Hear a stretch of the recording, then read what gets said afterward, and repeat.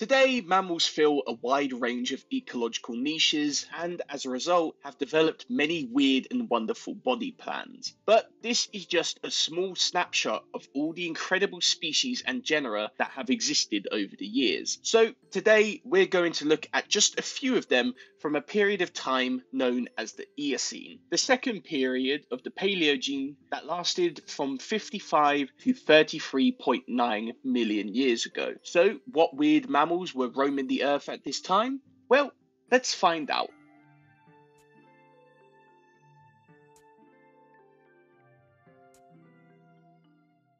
Firstly, let's start with an animal that may be familiar to fans of the Walking With series, Leptictidium. Whilst this animal may remind you of the modern day elephant shrew, its placement within the mammal family tree has been confusing to say the least. Certain paleontologists place it as a sister group to modern elephant shrews within the superorder Afrotheria, and others as its own group outside of Afrotheria. Despite this, however, Leptictidium probably still had a similar niche to elephant shrews, hopping around the subtropical forest floor feeding on insects, leaves, and small lizards, flicking them into its mouth with its theorized proboscis. The hopping motion of this animal has also been of some contention. The limb proportions were similar to that of modern-day pedites, which move around in a sartorial or hopping locomotion.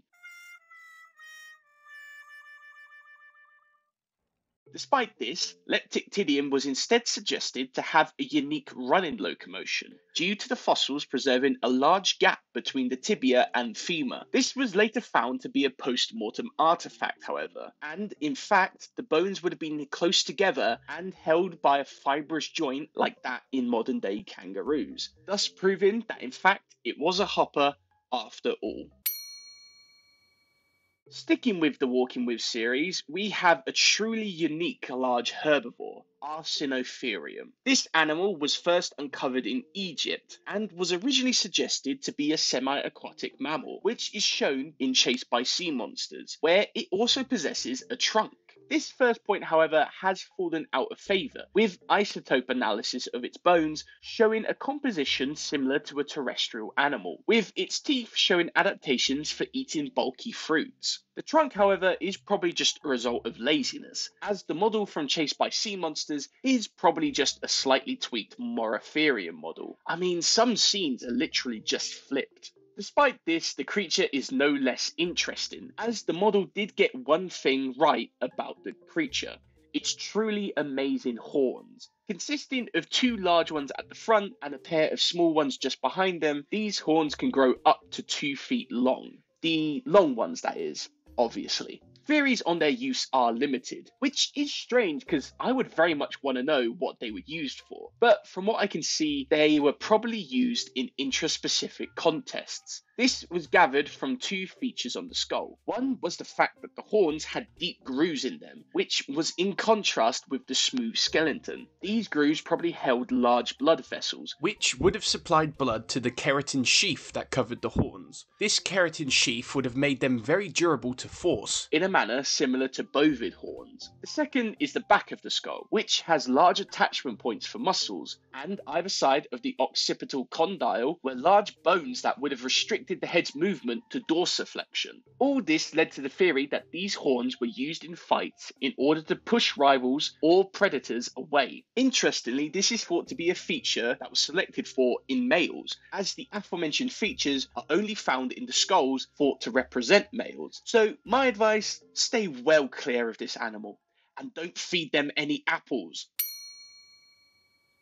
Up next is an animal by the name of Jusia from the Eocene of Mongolia and China. At this time, these areas were characterized by being hot and dry with a subtropical environment. Here, these animals would spend most of their days eating leaves, as it appears to lack any special adaptations for a specialized diet, and has a lot more in common with basal perissodactyls, the group that contains tapirs, horses, and rhinos. Now, if this animal seems familiar to any paleontology fans out there, that's because Jusia is a member of the Paraceratheridae, a group closely related to the modern day rhinos, and a group that houses some of the largest land mammals ever to exist. But as you can see, Juicia isn't one of them, being no bigger than a horse. But despite this, it's clear to see that this animal was well on its way to becoming large, as even at this size, it would have been one of the largest animals of its time, and certainly a test for any carnivore. Despite this, however, Juicia was still probably able to get away from any who did attack it, as its legs were rather long and shared a lot of similarities with horses, indicating it was a fast runner when compared to its descendants. So, whilst not quite as big, Juicia is still a brilliant case in showing what was to come in the following years for both its family and others.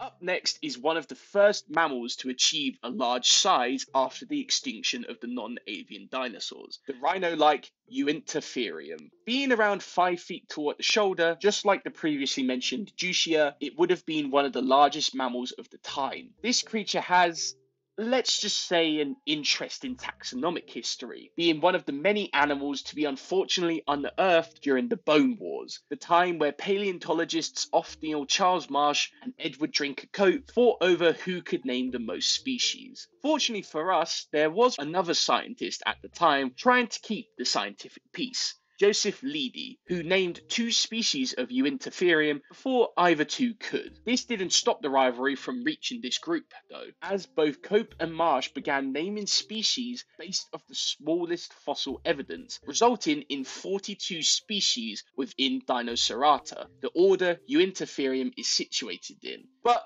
a major revision of this order synonymized most of these species. Interestingly, this group had a much more different look back then than it does today, as Cope proposed the animal to be a proboscidean, due to him mistaking the large canines of the animal as tusks and the animal having a slightly retracted nasal region, which he said could support a trunk. This resulted in an animal that looks like this.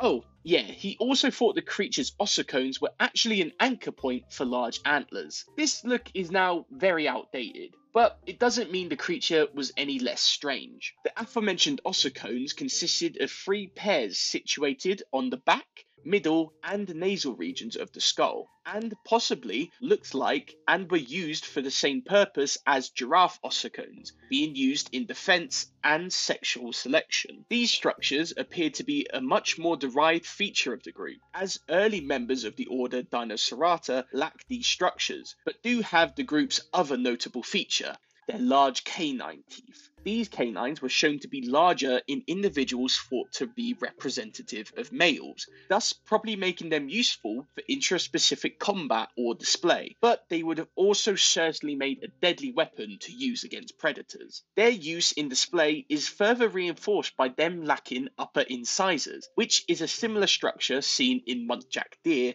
that use their canines in similar ways. Couple this with a flexible jaw muscle, Uintatherium would have had plenty of range in order to show off these impressive structures. Finally, we come to Rhodhocetus, a member of the Protocetidae, an early group of whales. Now, some of you may be aware of the more famous Ambulocetus from this time period, and be wondering why I didn't include it. Well, there's already 2 creatures from the Walking With series on the list, and I didn't want to overcrowd it. But do let me know if you want me to talk about Walking With. Back to Rhodhocetus, the first thing I have to point out is that it may not even exist. You see, 2 skeletons are known of this animal, which make it the best known protocetid, but recently it has been suggested to be synonymous with Indocetus, another protocetid from the time. Originally, postcranial remains of Indocetus were used to distinguish it from Rhodhocetus, but these remains were later reattributed to a new species, leaving Indocetus with no postcranial remains. This left just the skulls of the 2 organisms, which show very little difference between them, so Rhodhocetus may not even exist.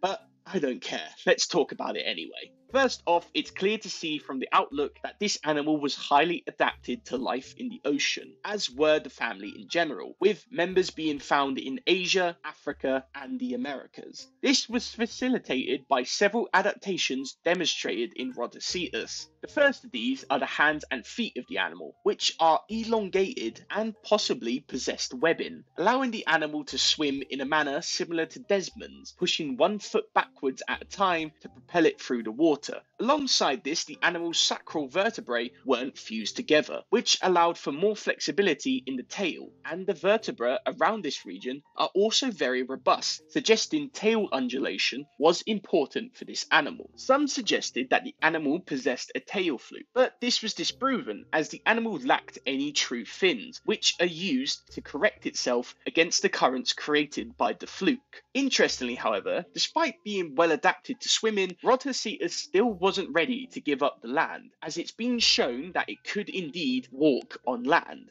just not very effectively. The pelvis of this animal was still attached to the vertebra, allowing the hind limbs to support the animal's weight on land, but it isn't connected to as many vertebrae, and the unfused sacrum would weaken the animal's stability. Picture them on land in a similar way to modern seals, which is probably likely due to the environment they inhabited being shallow marine environments, which was inferred by isotopic analysis of the animal's bones. So Rhodoccetus is one of the best examples of a transitionary fossils we have, illustrating the fascinating transition of mammals going from the land to the sea. And with that, we come to the end of this video. This is just a small snapshot of the many strange and wonderful creatures of the time. So if you want a part 2 or want me to cover other time periods, then let me know in the comments below. But as of now, that's all, folks.